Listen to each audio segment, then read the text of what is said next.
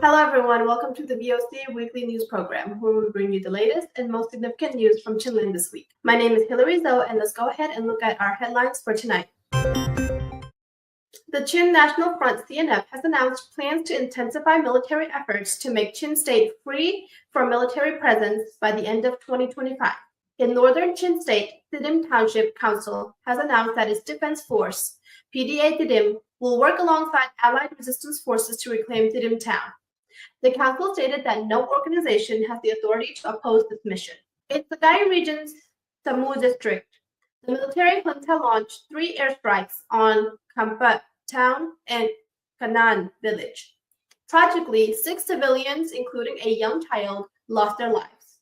Stay tuned for these updates and other important news from tonight's broadcast.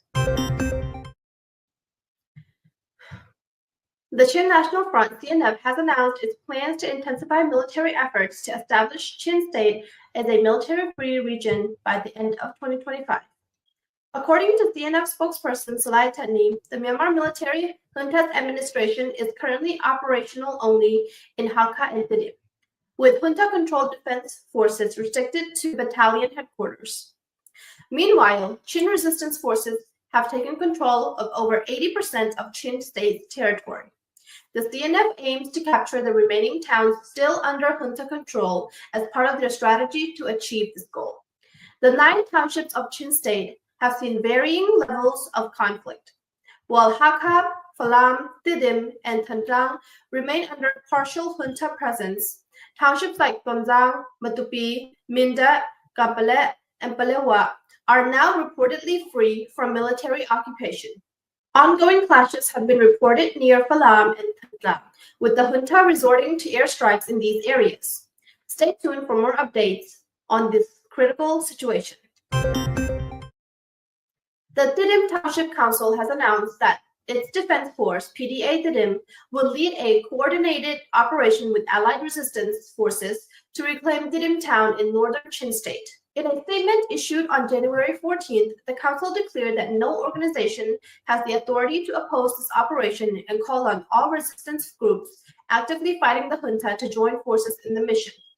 According to the council, the goal is to fully eliminate junta forces from the region. They also extended gratitude for the progress already achieved by Chin resistance forces in liberating areas in southern Chin State and Tonzang Township in the north. These territories have been handed over to local administrative groups for governance and self-determination. Currently, the military junta forces remain stationed only in Thidim and Kaikum towns, areas predominantly inhabited by Zomi Chin communities.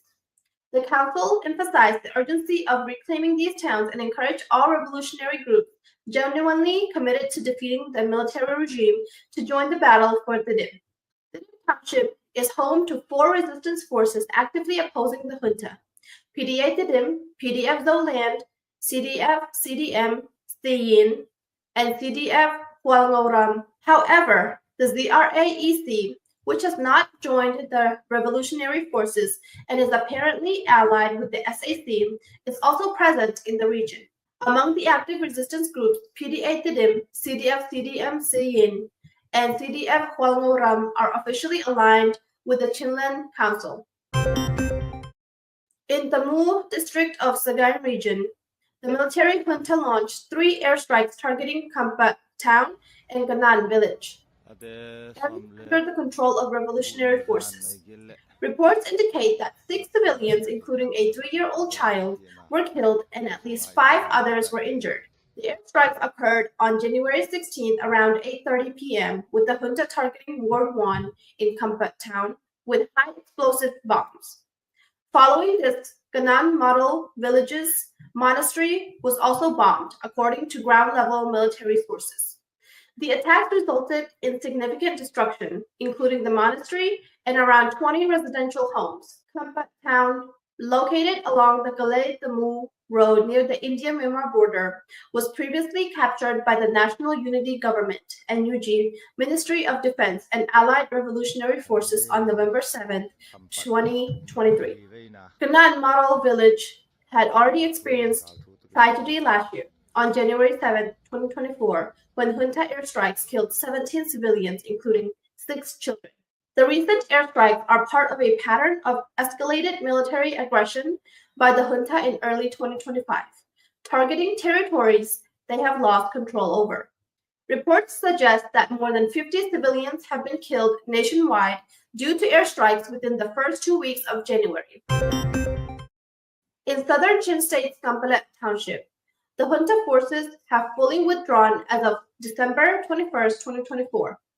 However, the American Army, AA, and CDF Chinland, a faction of the Chin Brotherhood, now control the region. According to a public statement issued yesterday by Chinland Township residents, these groups have been accused of committing human rights violations against the local population. The statement alleges forced recruitment, extortion, and violations of fundamental rights, as well as threats, arbitrary detentions, and military aggression targeting indigenous communities. Additionally, cultural heritage, traditions, and religious practices have reportedly been disrespected or infringed upon. There are also reports that the AA plans to extract minerals from the mountains in Ganlong, Ngonlong, and Apiang areas. At the same time, CDF Chinland is allegedly recruiting local youth for military service. In response to these developments, the Chinland indigenous communities convened a public meeting on January 12th where they resolved to safeguard ancestral lands and natural resources.